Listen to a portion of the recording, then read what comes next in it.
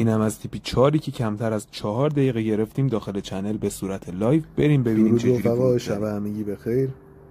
در خصوص ورود به سل امروز روی نزدک، همینطور که میبینید در تایم فریم دیلی هستیم.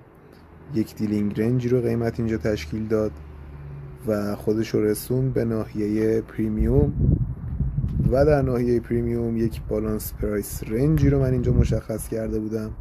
این ناحیه که قیمت خودش رو به این بالانس پرایس رنج رسونده بود. همچنان در تایم یک ساعته اتفاقی که افتاد، قیمت بعد از اینکه خودش رو به بالانس پرایس رنج رسوند یک ترتل سوپ انجام داد داخل این بالانس پرایس رنج، این سطح کلیدی و این کندل فول بادی سعودی که کلوز بالای سقف قبلی انجام داده بود رو قیمت اومد و زیرش کلوز داد و CSC اتفاق افتاد. پس من انتظار نزول رو داشتم، حالا یا کوتاه مدت یا بلند مدت، بسته به تایم یک ساعته.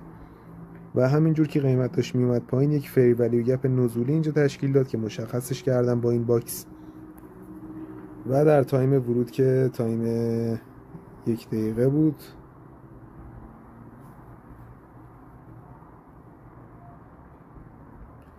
همینطور که میبینید قبل از اوپن بورس نیویورک قیمت وارد یک فاز اکیمولیشن شد و یک سقف برابر اینجا ما داشتیم که قبلا هم مشخص کرده بودم و قیمت میاد خودش رو به این سقف‌های برابر میرسونه. از بالای این رنج دستکاری میشه، منیپولیشن اتفاق میفته.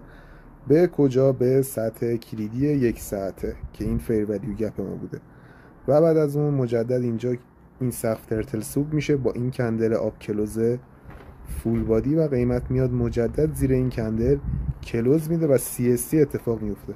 همزمانی که فیر ولیو گپ اینجا ایجاد شد و در این نواحی تقریبا ورود ما بود.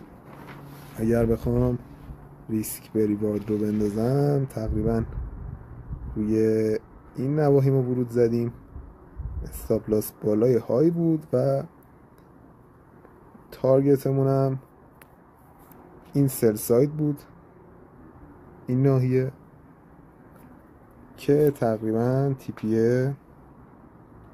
4 من شد و بعد از اینکه سل ساید زده شد من از پوزیشن خارج شدم و قیمت به ریزشش ادامه داد. رفقا امیدوارم که مفید بوده باشه.